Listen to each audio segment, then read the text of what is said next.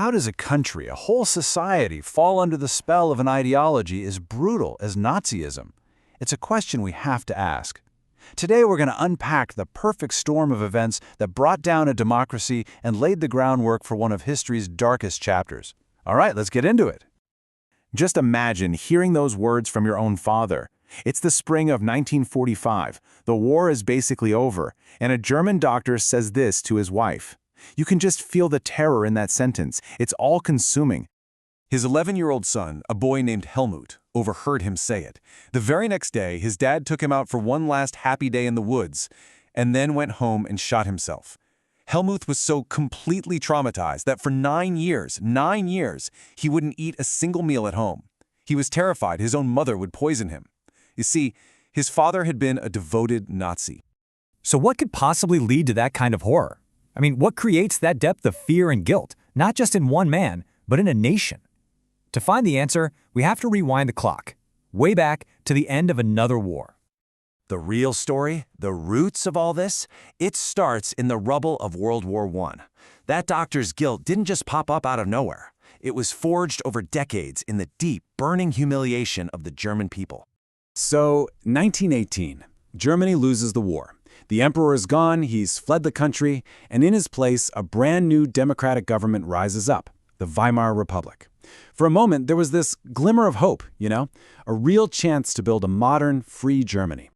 But this new republic was basically born with a death sentence. Right out of the gate, it was forced to sign the Treaty of Versailles. And this wasn't just any treaty. It was so harsh, so humiliating, that it completely poisoned the well of democracy from day one. So what did it do? Well, first, Germany had to give up huge chunks of its land. We're talking 13% of its territories. These weren't just empty fields. They were valuable industrial areas. It was a direct hit to national pride and the economy. And the economic gut punch was even worse. When they lost that land, Germany lost a staggering 75% of its iron ore. And 26% of its coal. Think about that. That's the very stuff you need to run an industrial country. This wasn't just taking away land, it was ripping out the engine of Germany's ability to rebuild. And as if that wasn't enough, they were slapped with absolutely crippling war reparations. A bill for £6 billion. The new republic was basically bankrupt before it even got started. So here's the crucial part. A lot of Germans didn't blame the old empire for this mess. Nope, they pointed the finger squarely at their new democratic leaders. They started calling them the November criminals for signing that shameful treaty. So from the very beginning, this new democracy was tied to defeat and disgrace. This feeling of humiliation was just the start. The republic found itself under attack from all sides, which created this constant state of political chaos. Okay, so on one side, you had the far left. The Spartacist League, inspired by the communist revolution over in Russia, tried to stage a violent takeover.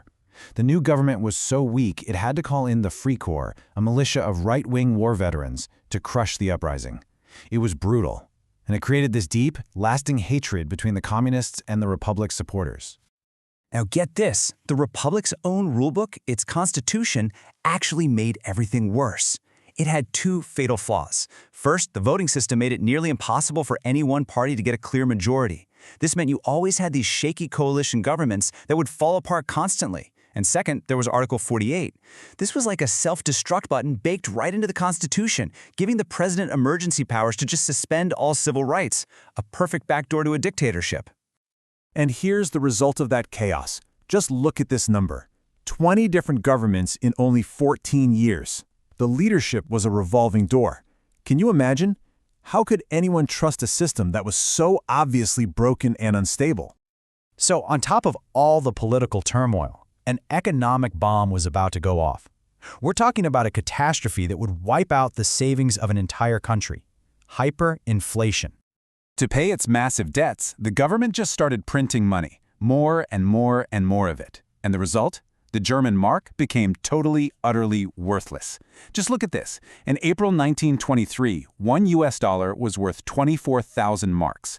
By December of that same year, it was worth nearly 99 million marks. It's a number so big, it's hard to even wrap your head around it.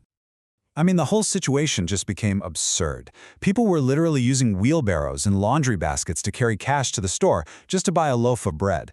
Your entire life savings, your pension, everything you work for your whole life, gone. It vanished into thin air. Now, just when you think things can't possibly get any worse, they do. The Republic managed to find its feet for a little while, but then the whole world economy collapsed, and the Great Depression delivered the final fatal blow.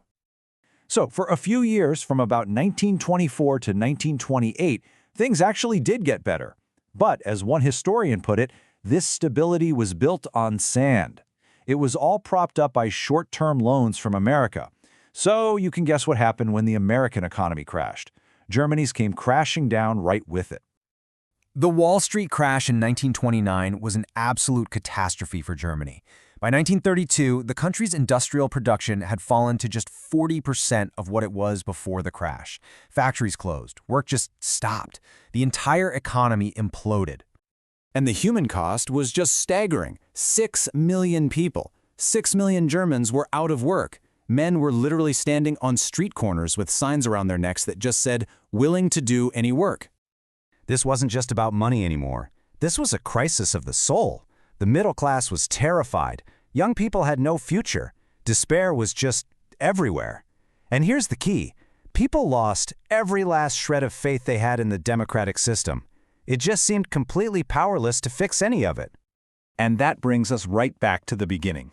After years of humiliation, chaos, and total economic ruin, the German people were desperate. They were desperate for any solution, any strong leader who promised to make things right. So it leaves us with this final, chilling question. When people lose all hope in the system they have, what are they willing to embrace instead?